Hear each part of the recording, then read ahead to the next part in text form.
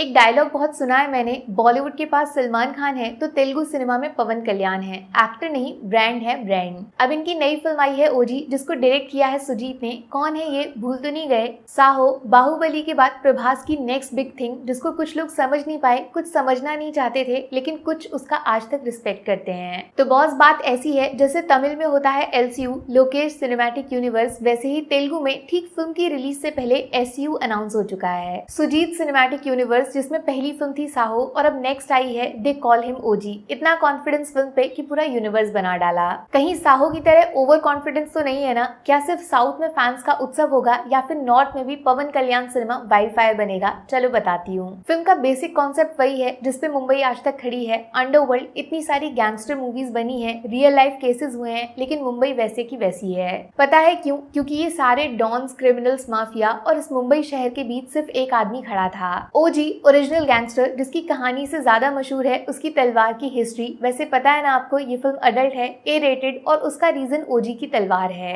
Film में पवन कल्याण का entry scene इसी तलवार के साथ होगा और ऐसा होगा आप भूल नहीं पाओगे। टोटल ब्लड बाथ, एक्शन नहीं, चीर फाड़, सुपर वायलेंस। शॉर्ट में समझ जाओ, मुंबई के जंगल का टाइगर है ओजी, क्योंकि इसके जैसा शिकार कोई नहीं करता। बट क्या होगा जब इस जंगल में शेर आएगा? टाइगर वर्सेस लायन, सुना है कभी? कौन जीतेगा सोचा है कभी? चलो दिखाती हूँ। ओमी, नाम छोटा, साउंड बहुत बड़ा और कांड उससे भी बड़ा किया है इन्होंने। मुंबई का वो समंदर जिसमें ओजी का डर बहता था, उसमें ओमी ने खून मिला दिया है। ओमी का फंडा सिंपल है, तलवार का जमाना गया, अब बारी गन्स की है। ओजी पुराना लेकिन ओमी नया है। मुंबई शहर इस विलन की एंट्री से हिल गया है। लेकिन किसी ने सोचा ओमी इंडिया आया क्यों, वो भी मुंबई ही क्यों? इस सवाल का जवाब ही पूरे 2.5 घंटे आपको ओजी के पास्ट, प्रेजेंट, फ्यूचर तीनों से मिलवाएगा, जहाँ पे एक ऐसा जबरदस्त जापान कनेक्शन छुपा है जो ओजी को देसी नहीं विदेशी लेकर जाएगा। ये मान लो रॉकी भाई अगर इंडिया के CEO है तो ओजी पूरे यूनिवर्स का बाप है। मासी फिल्म है, एक्शन खूब सारा मिलेगा, लेकिन एक्शन के पीछे इमोशन छुपा रखा है। इस अंडरवर्ल्ड माफिया के अंदर सीक्रेट फैमिली परिवार घुसा रखा है।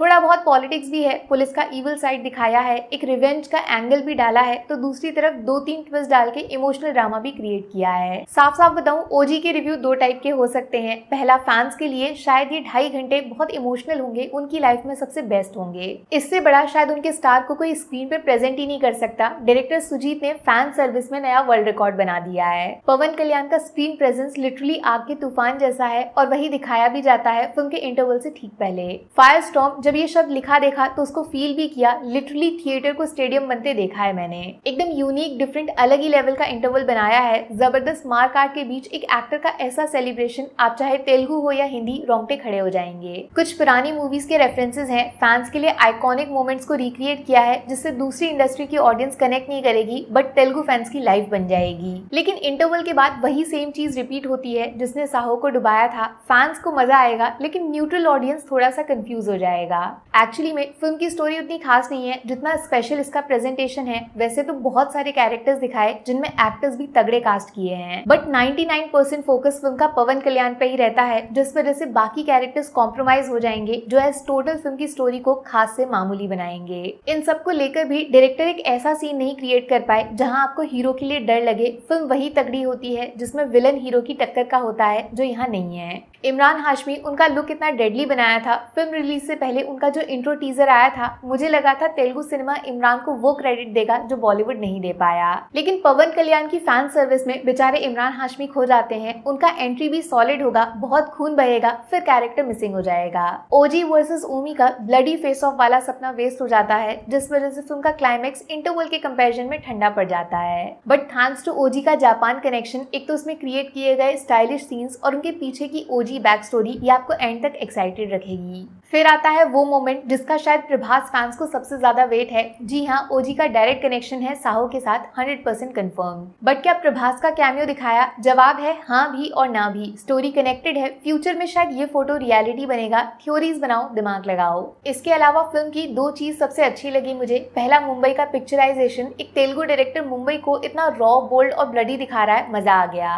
दूसरा, फिल्म का बैकग्राउंड म्यूजिक लिटरली एक 10 on 10 एंड सीन को 100 बना दिया। ओजी का वीडियो और थमन का ऑडियो सच में इंटरनेशनल वाइब देते हैं। रप्पा रप्पा याद है ना, वैसा ही पीक सिनेमा एक्सपीरियंस आता है जब सुजीत का प्रेजेंटेशन, पवन कल्याण का स्क्रीन प्रेजेंस और थमन का म्यूजिक आपस में जुड़ जाता है। तो बॉस, फिल्म को 5 में से 3 स्टार्स मिलेंगे। इंटरवल ब्लॉक, जापान कनेक्शन और तलवार के साथ पवन कल्याण, रप्पा रप्पा के भी पप्पा।